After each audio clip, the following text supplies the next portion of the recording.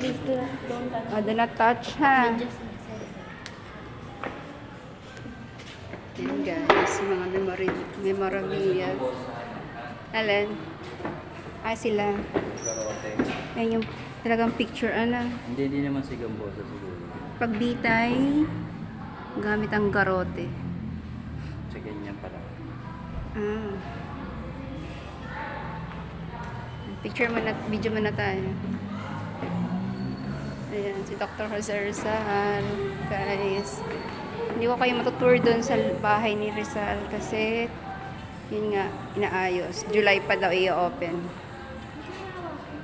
Ayan, ito yung mga gamit ni Dr. Jose Rizal na pin-reserve. Patingin ko ay nilipat dito yung gamit niya habang inaayos doon.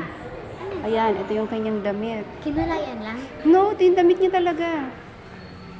Ayan. Ito yung mga damit ni Dr. Jose Rizal. Ayan, chaleco niya to. Maliit lang talaga siyang tao. Picture kayo doon mamaya. Ano tayo? Ayan guys. So, dati ay sabi ko, tutur ko kayo. 2 years ago ba yun? So, ngayon lang natupad.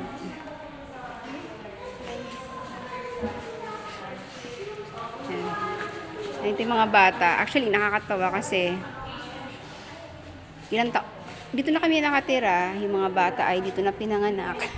Lagi namin dadaanan ng bahay ni Dr. Jose Rizal. Pero ngayon lang sila nakapasok dito sa bahay ni Dr. Jose Rizal. Kat yung asawa ko. Pero ako ay nakailang beses nang pasok dito. Yan. So yung mga hindi pa nakakarating dito, ayan, guys, punta kayo dito para makita nyo yung about kay Dr. Jose Rizal, mga gamit niya na luma na na-preserve.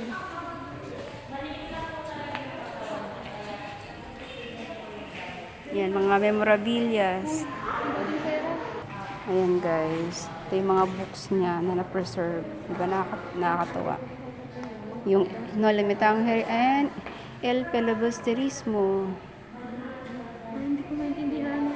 Do not touch, ha, kids. Ito pa guys, yung gamit ni Dr. Jose Rizal. Damit pang ilalim daw to guys. Ayan, nakalagay. Damit pang ilalim ni Dr. Jose Rizal. Ito naman ay formal. Pantalon at formal na chaleco ni Dr. Jose Rizal. Sige na. Ayan guys. Ayan, mga pangalang ginamit ni Dr. Jose Rizal. Tina. Ayan, ganda. Di ba sabang Latin? Ano yung mama? Creature? Scorpion. Galing. Yan. May hawak pala.